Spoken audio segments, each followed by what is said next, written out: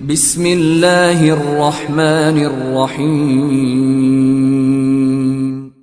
In the name of Allah, the Beneficent, the Merciful. داماد کا ساس سے ملنا کوئی حرج کی بات نہیں ہے. بہت لوگ کرتے ہیں سوال کہ عدت کے دوران اگر داماد اپنی ساس سے ملنا چاہے تو کوئی حرج نہیں. ایک اصول یاد رکھو، جن سے پردہ زندگی میں ہے ان سے ہی پردہ مرنے کے بعد بھی ہے. جن سے پردہ عدت میں ہے ان سے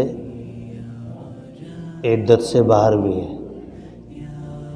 یہ بہت زیادہ پریشانی کا باعث ہے، چونکہ ان مسائل سے واقفیت بھی نہیں رہی اور عمل بھی نہیں ہے.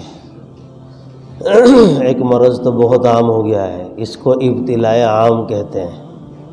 جو عام پھیل جائے مرض، وہ کیا؟ کسی شخص کا گھر میں انتقال ہو گیا تو مرد ہے اس کو بھی ایسے ہی رکھ دیا، سب عورتیں محلہ پڑوس ادھر ادھر سے سب دیکھ رہے ہیں، کوئی پتہ ہی نہیں کوئی نامحرم ہے کون ہے کیا.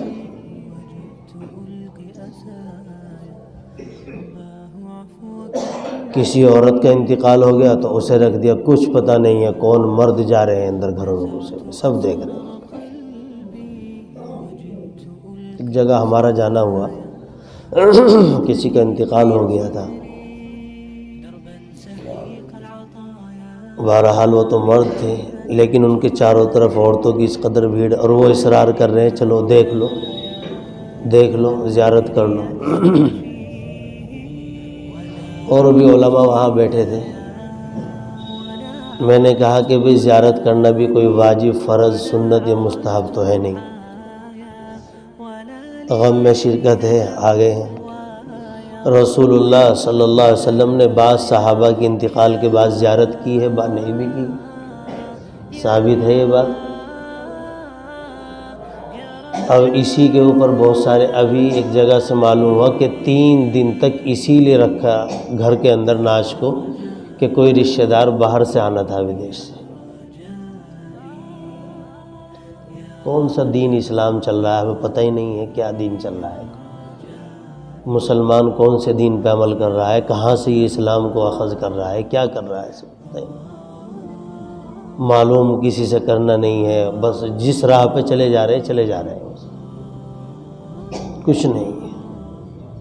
3 دن تک رکھے رہا. چلو معلوم بھی کیا بھئی کون کیوں رکھا ہے، کوئی خاص رشتہ دار بھی نہیں ہے جن کی وجہ سے رکھا ہے 3 دن تک. اور یہ زیارت کا مسئلہ بھی اتنا عجیب ہے انتقال کے بعد دیکھنا کہ گھر پر یہ ساری چیزیں ہوں گی، پھر اس کے بعد روڈوں پہ سڑکوں پر رکھر ہوگی، پھر قبرستان میں ہوگی، پھر قبر میں اتار. مستقل ایک ڈرامہ ہے. ہم لوگ دین پہ عمل کرنے کے مکلف ہیں، شریعت پہ عمل کریں. یہ سب چیزیں ہمیں نہیں کرنی چاہیے جو پسندیدہ نہیں ہے، جو دین نہیں ہے. اس کا خیال رکھو، بہت ضروری ہے. گناہ میں شامل ہے وہ لوگ. عورت کا جنازہ ہے، رکھا ہے، سب دیکھ رہے ہیں، مرد بھی دیکھ رہے ہیں. مرد ہے تو ساری عورتیں وہیں پر، کچھ پتہ ہی نہیں کون نام ہے. اس سے بچو، ابتلاء عام ہے، آزمائش ہے. اچھے لوگ اس میں فضائل سے کا اصل دین مسائل ہے، اس کو یاد رکھنا. سمجھ گئے نا؟ یہاں پر منبر پر بیٹھ کر ہم تمہیں فضائل سناتے رہیں اور مسائل سے ناواقف رہو گے تو نمازیں بھی نہیں ہوگی. مسائل فضائل اسی لیے بتائے جاتے ہیں تاکہ حقیقی دین کی طرف انسان چلے، مسائل کو سیکھے. اور اسی میں الجھ کے رہ جائے تو پھر کیا فائدہ ہے. یہ بھی ایک سوال ہے کہ یہ خفین کا مسئلہ چلتا ہے، سردی آتی ہے، چمڑے کی جراب ہے. پہلی بات تو اس میں یہ بات سمجھنے کی ہے کہ اس کی مدت مقیم کے لیے کتنی ہے، مسافر کے لیے کتنی ہے.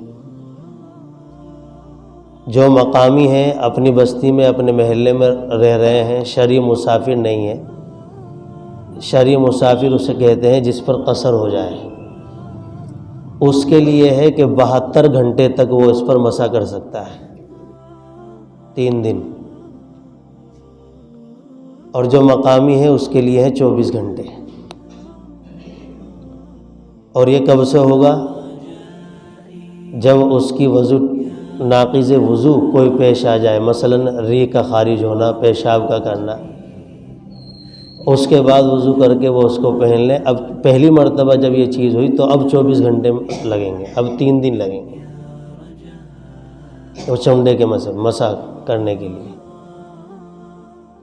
درمیان میں اگر اس کو اتار رہا ہے تو ضروری نہیں ہے کہ پھر دوبارہ وضو کر کے. اگر بہت سارے لوگ یہ سمجھتے ہیں کہ اگر ہمارا وضو ہے اور مدت بھی باقی ہے، یعنی مسافر کے لیے 72 گھنٹے، مقامی کے لیے مقام پہ جو رہنے والے 24 گھنٹے، کہ اگر ہم نے وضو کی حالت میں بھی خفین نکال دیے تو ہمارے لیے ضروری ہو گیا کہ اب دوبارہ وضو کریں، ہمارا وضو ٹوٹ گیا. یہ سمجھتے ہیں، ایسا نہیں ہے.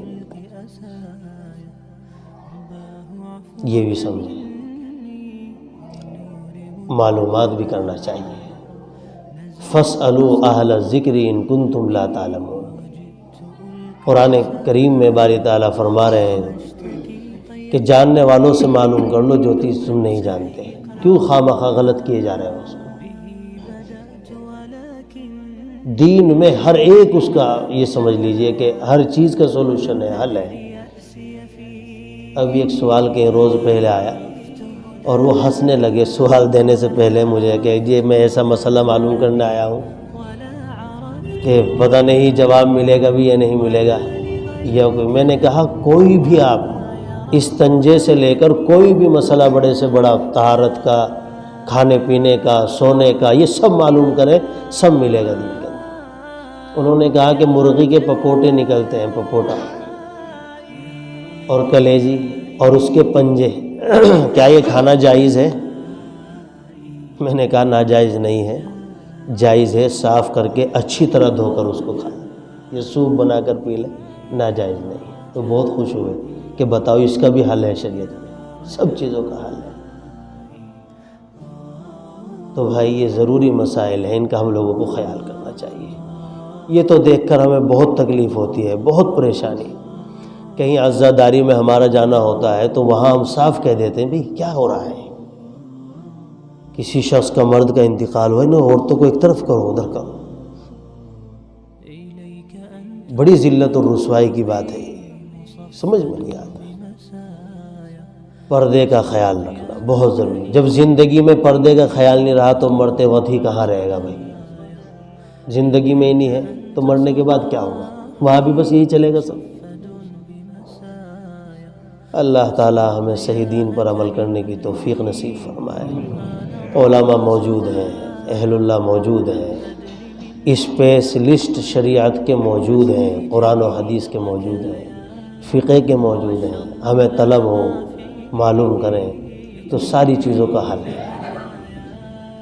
باری تعالی ہم سب کو عمل کی توفیقات سے مالا مال فرمائے، اور جو شریعت پر عمل کر کے اپنی زندگی گزارے گا تو انشاءاللہ دنیا میں بھی اسے کامیابی ملے گی، آخرت میں بھی کامیابی ملے گی. ایسا نہیں کہ وہ یہاں پریشان رہے گا، یہاں بھی بہت سکون سے رہے گا.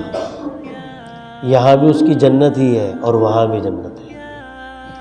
اور جو اس سے ہٹ کر چلے گا تو بھائی یہ تو صراط مستقیم ہے.